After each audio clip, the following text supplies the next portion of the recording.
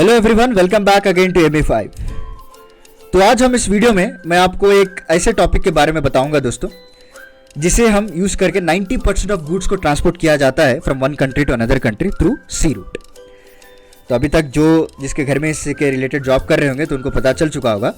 तो आज का जो हमारा टॉपिक है वो मर्चेंट नेवी से रिलेटेड होगा। मर्चेंट नेवी होता क्या है, इसका स्कोप क्या है, व्हाट आर इट्स इंपॉर्टेंस, क्या क्या जॉब अपॉर्चुनिटीज़ होंगे और एलिजिबिलिटी क्राइटेरिया क्या है इस जॉब को हासिल करने के लिए, सारा कुछ मैं इस वीडियो में आपको बताऊंगा दोस्तों, जैसे कि हमेशा हम डिस्कस करते आ रहे थे मेरे प्रीवियस वीडियोस में। तो let's start from the basic दोस्तों। What is merchant navy?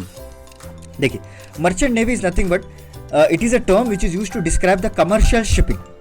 यहाँ पे आपको कमर्शियल शिपिंग की जाती है, ऐसा नहीं कि कोई वॉर पे जा रहे हैं आप, जैसे कि हमारी इंडियन नेवी होती है, उससे अलग होती है दोस्तों। यहाँ पे आपको देखा होगा बड़े बड़े कंटेनर्स होते हैं, पोर्ट्स के किनारे में उनको डॉक किया जाता है, बल्क कैरियर्स होते हैं, फेरिस इनको कहा जाता है, क्रूज शिप्स होते हैं दोस्तों।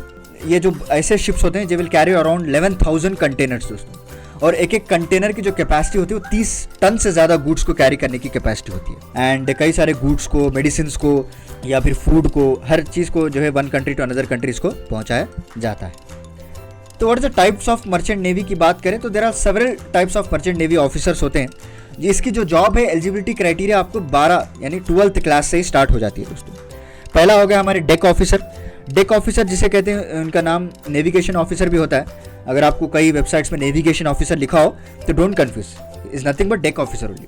और इसका ये मकसद होता है कि वो प्रॉपर डिसीजन ले on steering and manoeuvring the ship. ये चलाने के लिए एक तरह का सिंपल लैंग्वेज में अगर आप बताऊं तो ड्राइवर ऑफ द शिप।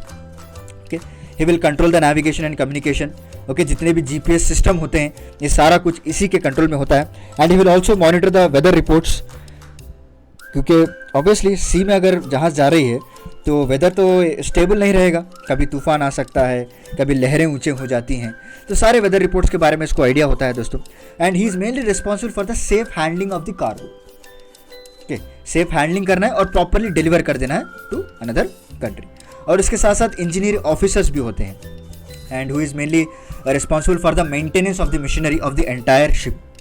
उसके जो प्रोपल्शंस होते हैं, उसके जो फ्यूल एंड वेस्ट सिस्टम्स होते हैं यहाँ पे, राइट, और टाइमली इंस्पेक्ट किया जाता है, प्रॉपर मेंटेन किया जाता है, ताकि जो बड़े बड़े इंजन्स होते हैं ना, आपने देखा होगा कई सारे मूवीज़ में, तो उस इंजन्स को मेंटेन करने के लिए एक इंजीनियरिंग ऑफिसर भी रखा जाता है। तो उसमें भी आप एज ए करियर परस्यू कर सकते हैं। And merchant navy is different from the navy because ये सारे कमर्शियल सर्विसेज को अंजाम देते हैं, वेराज इंडियन नेवी की बात करें तो they will protect the country from इन्वेशंस।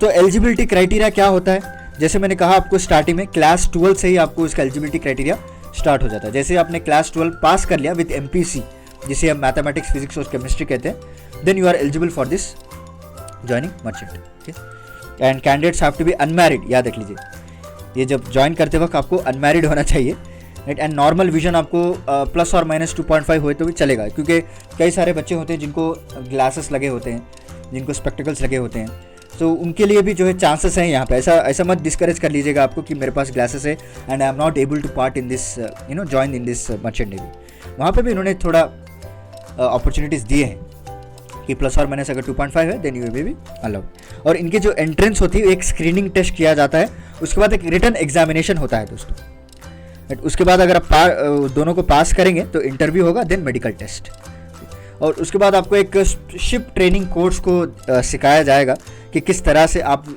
कई तरह के चैलेंजेस को टैकल कर सकते हैं। And after 12th you are eligible to study, कई सारे कोर्सेज भी आप कर सकते हैं, जैसे कि BSc nautical science, BE marine engineering.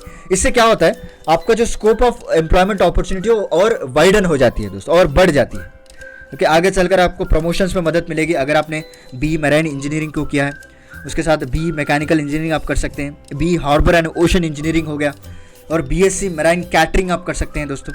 Then you have a lot of option. देखिए, एक दरवाज़ा जब खुलता है ना, उसके बाद आपको कई तरह के कोर्सेज करने को मिलते हैं चांसेस, उसको भी अगर आपने कर लिया तो hundreds of doors will open for you, आप जहाँ चाहे जा सकते हैं दोस्तों, राइट। तो ऐसा नहीं कि आप 12th के बाद भी जाएँ, कई सारे ऐसे कोर्सेस हैं तो 10th क्लास जो पास आउट होते हैं उनके लिए भी डिज़ाइन किए गए हैं, जैसे कि नियर कोस्टल वॉयज, या फिर अगर आपने नॉटिकल साइंस में डिप्लोमा कर लिया 10 क्लास के बाद, उसमें भी आपको जॉब अपॉर्चुनिटीज़ होते हैं। कमर्शियल डाइविंग का हो गया, या GP रेटिंग, ये कई तरह के कोर्सेस हैं जो 10th क्लास के बाद भी आप कर सकते हैं दोस्तों। तो अभी आपको क्वेश्चन होएगा कि हम जो है मर्चेंट नेवी में क्या प्राइवेट सेक्टर में काम करेंगे या फिर गवर्नमेंट सेक्टर में काम करेंगे। ये बहुत लोगों का क्वेश्चन होता है दोस्तों। देखिए बहुत प्राइवेट सेक्टर और गवर्नमेंट सेक्टर, अभी तो सारा मॉडल पीपीपी पे चल रहा है, पब्लिक प्राइवेट पार्टनरशिप पे। तो बेस्ड अगर आप शिपिंग कॉर्पोरेशन में जाते हैं तो it comes under the government sector, अगर आप किसी प्राइवेट प्लेयर में जाते हैं तो it will comes under private merchant navy. So job profiles मैंने आपको बता दिए, डेक ऑफिसर हो गया, इंजीनियरिंग ऑफिसर हो गया, उसके साथ साथ जो है आपको कैटरिंग और हॉस्पिटैलिटी क्रू भी रहती है दोस्तों साथ में। एंड सैलरी पैकेज की बात करें तो ये बेसिक सैलरी, अगर आप 10 क्लास के बाद कुछ कोर्सेज करके इसमें ज्वाइन होते हैं तो बेसिक सैलरी आपको 15 to 16,000 रहती है and it will go up to 8 lakhs पर मंथ। कैन यू इमेजिन, हर मंथ आपको 8 lakhs दिया जाता है if you go into the export and imports process, और सीनियरिटी बेसिस पे भी इसको डिसाइड किया जाता है। और एक जूनियर इंजीनियरिंग की बात कर रहा हूँ मैं, जूनियर इंजीनियर जो होता है शिप में वो एटलीस्ट 35,000 तो अर्न करता है दोस्तों। और जो चीफ इंजीनियर होते हैं वो 1.5 lakhs पर मंथ का पैकेज निकालते हैं। So there is a tremendous scope in the field and most lucrative careers इसको माना जाता है दोस्तों। आप अपने एरिया जो भी इंटरेस्ट है वहाँ पे एम्प्लॉयमेंट अपॉर्चुनिटी ढूंढ सकते हैं। एंड बेसिक सैलरी जैसे मैंने बताया 10 क्लास के बाद 12,000 से स्टार्ट होता है। अगर आप अच्छे से कोर्सेज कर लिया तो 40 to 50,000 आपको मिल ही जाएगा दोस्तों, राइट। और फ्यूचर स्कोप की बात करें इसकी कि फ्यूचर में क्या होने वाला है, देखिए कंट्री की जो इकोनॉमी है वो completely depend on merchant navy. अगर आप एक्सपोर्ट इंपोर्ट नहीं करेंगे चीज़ों को तो कंट्री की इकोनॉमी कैसे चलाएंगे। ऐसा नहीं कि आप कंप्लीटली बंद कर देंगे, बैन कर देंगे एक्सपोर्ट इंपोर्ट को और सेल्फ डिपेंडेंस बन जाएगा, ऐसा नहीं हो सकता है। Even though you boost domestic industries, तो उसके लिए भी थोड़े ऐसे रॉ मटेरियल्स होते हैं, ऐसे प्रोडक्ट्स होते हैं, ऐसे सेमी फिनिश प्रोडक्ट्स होते हैं जो आपको एक्सपोर्ट करना ही पड़ता है और इंपोर्ट करना ही पड़ता है। तो जब तक इकोनॉमी चलेगी कंट्री की तब तक इसका फ्यूचर ब्राइट रहेगा, राइट। सो आई थिंक ये सेल्फ आंसर है टू योर क्वेश्चन कि फ्यूचर ऑफ मर्चेंट नेवी कैसा होगा। So this is about today's video. I hope कि आपको अच्छा लगा होगा कि मर्चेंट नेवी के बारे में क्या होता है और इसका स्कोप क्या है, फ्यूचर स्कोप क्या है, मैंने बता दिया आपको। एलिजिबिलिटी क्राइटेरिया क्या है, इसमें क्या क्या इंपॉर्टेंट कोर्सेस हैं ये आपने जान लिया। तो इसके ऊपर हम डिटेल में बनाएंगे अगर सब कोर्सेज कुछ निकलते हैं तो चलिए मिलता हूँ मैं आपको अगले लेक्चर के साथ कुछ इंटरेस्टिंग टॉपिक के साथ। तब तक के लिए धन्यवाद दोस्तों।